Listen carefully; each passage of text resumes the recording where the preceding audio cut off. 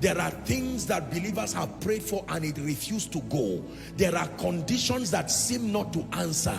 And you are saying, why? Let me tell you this. Every time you say, Lord, why is it that we trusted you but we did not see this manifestation? 90% of the time, aside from a few other explanations which we'll consider in other subjects, but 90% of the time, what happens to men is not a reflection of what God wanted to happen. It was the bankruptcy of the flow of power. So the next time you say, God, use me, what you are saying is, God, expand me, expand me, expand me. So that when I stand before a sick person, there is enough channel of that power to flow. When I stand before somebody going through economic hardship, he can do whatever it takes to do humanly, but I can deposit something divine upon his head. Are we listening now? There are some of you seated here right now. Your loved ones are sick. You are having financial crisis. There are all kinds of oppression. Some of you, your sleep last night was a nightmare. I'm not glorifying Satan. I'm just trying to be honest with you. Some of you, whilst you are seated here right now, you are some of the most diligent believers with character, holiness, and integrity I know of. But nothing has happened in your life from January till now. You will not bribe, you will not cheat, yet you have not seen one real manifestation of the mercy of God. Something is wrong. Something is wrong. Our generation has to bring an answer as to why a woman will pray and fast on a sick bed and not recover till she dies.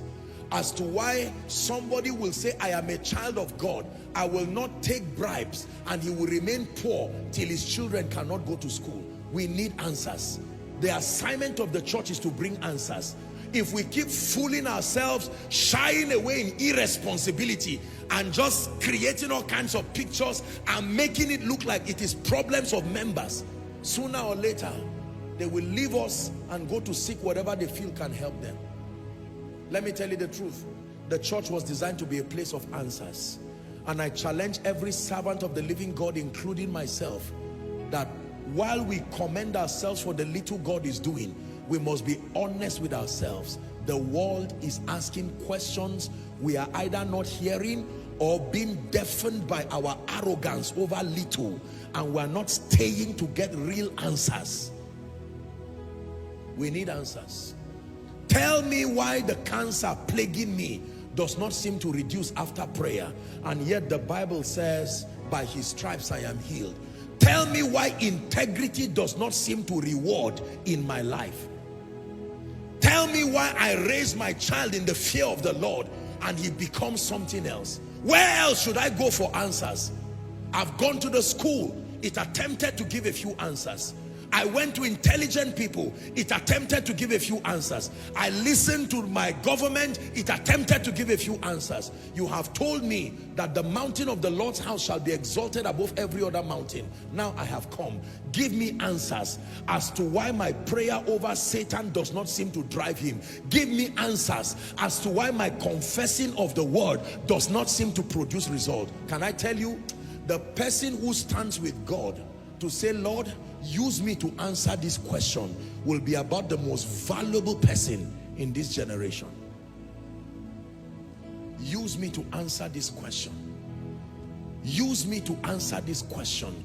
Use me to rewrite this narrative, that you become an answer to a question that is in the hearts of men. Is it true that when we say, thus saith the Lord, it really comes to pass? All other factors being constant. You don't say yes, you prove it with your life.